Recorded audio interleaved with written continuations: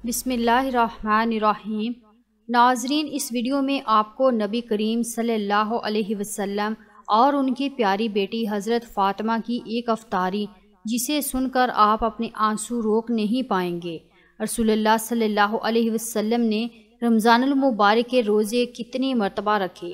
تمام تعریفیں اللہ کے لیے ہیں جو تمام جہانوں کا رب ہے۔ میں گواہی دیتا ہوں کہ اللہ کے سوا کوئی عبادت کے لائق نہیں اور محمد صلی اللہ علیہ وسلم اس کے بندے اور رسول ہیں۔ ماہ رمضان کے روزے ہجری کے بعد دوسرے سال شعبان میں فرض کیے گئے۔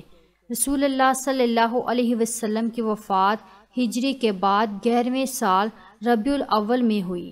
اس کا مطلب یہ ہے کہ رسول اللہ صلی اللہ علیہ وسلم نے رمضان کے 9 سال کے روزے رکھے۔ اللہ ہی بہتر جانتا ہے۔ ان دنوں کے علاوہ جن میں روزہ رکھنا منع ہے، عید کے 2 دن، التشریق کے 3 دن، 11، 12، 13 ذی الحج، رسول اللہ صلی اللہ علیہ وسلم وقفے سے روزے رکھتے تھے۔ رمضان اسلام کے روزے کا مقدس مہینہ دنیا بھر کے مسلمانوں نے 14 صدیوں سے زیادہ عرصے سے دیکھا اور منایا ہے۔ 7ویں صدی میں نبی کریم صلی اللہ علیہ وسلم نے فرمایا کہ اسلام کی بنیاد 5 ستونوں پر ہے اور رمضان کا روزہ ان میں سے ایک ہے۔ آج دنیا کی تقریباً 1/4 آبادی دن کی روشنی کے اوقات میں روزے کی نشاندہی کرتی ہے یا روزہ رکھتی ہے۔ اس اسلامی مہینے کا بہت احترام کرتی ہے، جس میں اسلام کی مقدس کتاب قرآن مجید نبی کریم صلی اللہ علیہ وسلم پر نازل ہوا تھا۔ محمد کے پہلے 2 جانشین ابو بکر اور عمر ان کی رضاکارانہ غربت کے لیے مشہور تھے۔ ابو بکر ایک امیر تاجر تھے، لیکن محمد کے ساتھی بننے کے بعد قبیلہ قریش کی مخالفت کی وجہ سے غریب ہو گئے۔ ابو ہریرہ رضی اللہ تعالیٰ عنہ سے روایت ہے کہ رسول اللہ صلی اللہ علیہ وسلم نے فرمایا، جب رمضان کا مہینہ آتا ہے تو رحمت کے دروازے کھول دیے جاتے ہیں، جہنم کے دروازے بند کر دیے جاتے ہیں اور شیاطین کو زنجیروں میں جکڑ دیا جاتا ہے۔ روزہ اخلاقی بلندی کا ایک ادارہ ہے۔ اس کا اندازہ اس بات سے لگایا جا سکتا ہے کہ اللہ تعالیٰ طلوع فجر سے غروب آفتاب تک صرف کھانے پینے اور جماع پر ہی پابندی نہیں لگاتا، بلکہ اپنے بندوں کو دیگر برے کاموں سے باز رہنے کی تلقین بھی کرتا ہے، مثلاً غیبت کرنا، لغو بات کرنا، جھوٹ بولنا وغیرہ۔ ابو ہریرہ رضی اللہ تعالیٰ عنہ سے روایت ہے کہ رسول اللہ صلی اللہ علیہ وسلم نے فرمایا، اگر کوئی جھوٹ اور اس جیسے دوسرے کاموں کو نہ چھوڑے تو اللہ کو اس کی کوئی ضرورت نہیں کہ وہ کھانا پینا چھوڑ دے۔ ناظرین، اب آپ کو بتاتے ہیں نبی صلی اللہ علیہ وسلم اور ان کی پیاری بیٹی حضرت فاطمہ رضی اللہ تعالیٰ عنہ کی ایک افطاری جسے سن کر آپ اپنے آنسو روک نہیں پائیں گے۔ تاجدار کائنات، فخر موجودات، شہنشاہ انبیاء حضرت محمد صلی اللہ علیہ وسلم کی پیاری لخت جگر سیدہ کائنات حضرت فاطمہ رضی اللہ تعالیٰ عنہ کے گھر عصر کی نماز پڑھی جا چکی تھی۔ حضرت فاطمہ رضی اللہ تعالیٰ عنہ کے گھر میں سب نے روزہ رکھا۔ حضرت فاطمہ کے 2 چھوٹے بچے، انہوں نے بھی روزہ رکھا۔ مغرب کا وقت ہونے والا ہے اور سب کے سب مصلی بچھائے رو رو کر دعائیں مانگتے ہیں۔ حضرت فاطمہ دعا ختم کر کے گھر گئیں۔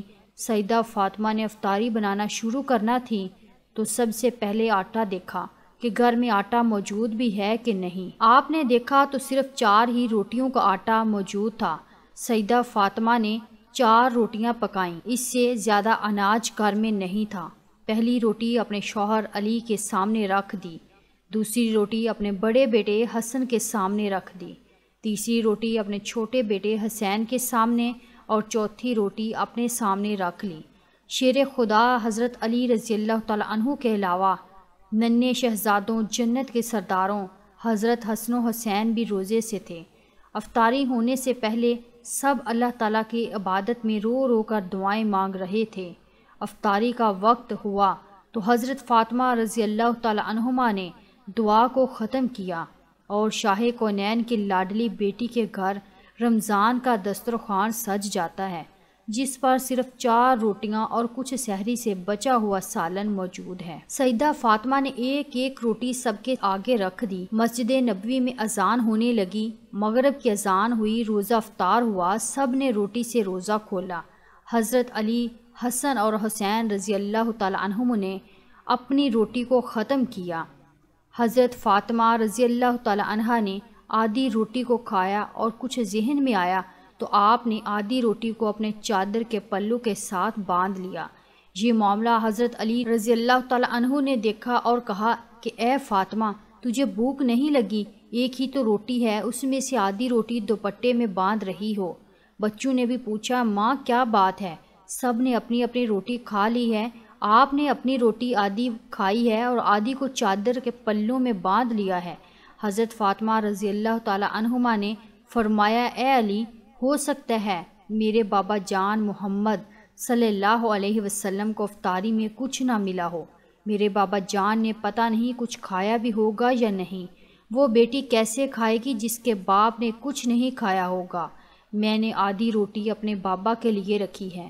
حضرت فاطمہ رضی اللہ تعالیٰ عنہما آدھی روٹی اپنے بابا کو دینے کے لیے اپنے بابا کے گھر کے دروازے پر پہنچی۔ حضرت محمد صلی اللہ علیہ وسلم مسجد سے نماز ادا کر کے واپس آئے تو دیکھا کہ حضرت فاطمہ رضی اللہ تعالیٰ عنہما دروازے پر کھڑی ہے۔ حضرت محمد صلی اللہ علیہ وسلم نے فرمایا، اے میری لاڈلی بیٹی، دروازے پر کیوں کھڑی ہے؟ اندر کیوں نہیں گئی ہو؟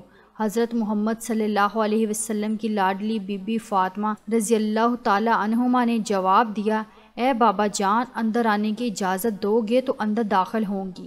حضرت محمد صلی اللہ علیہ وسلم نے اندر آنے کو کہا تو حضرت فاطمہ رضی اللہ تعالی عنہا نے اپنی چادر کے پلو سے روٹی کو کھولا اور روتے ہوئے کہنے لگی، اے بابا جان، میں افطاری کر رہی تھی کہ اپنے بابا جان کی یاد آ گئی تو میں نے آدھی روٹی کھا لی اور آدھی روٹی لے کر آپ صلی اللہ علیہ وسلم کی خدمت میں حاضر ہو گئی ہوں۔ یہ بات سن کر حضرت محمد صلی اللہ علیہ وسلم کی آنکھوں میں آنسو آ گئے۔ حضرت محمد صلی اللہ علیہ وسلم حضرت فاطمہ کو فرمانے لگے، اے میری لاڈلی، آپ نے بہت ہی اچھا کیا ہے جو روٹی لے کر آئی ہو، ورنہ میرا چوتھا دن بھی بغیر کچھ کھائے پیے گزر جانا تھا۔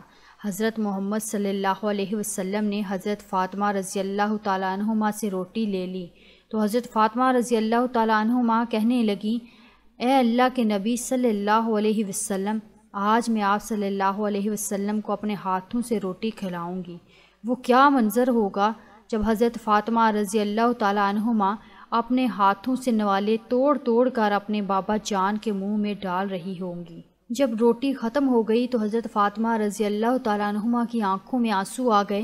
حضرت محمد صلی اللہ علیہ وسلم فرمانے لگے، اے میری جان، میری لاڈلی بیٹی، اب کیوں رو رہی ہو؟ حضرت فاطمہ رضی اللہ تعالیٰ عنہما نے سسکیاں بھرتے ہوئے کہا، اے میرے بابا جان، کل کیا ہوگا؟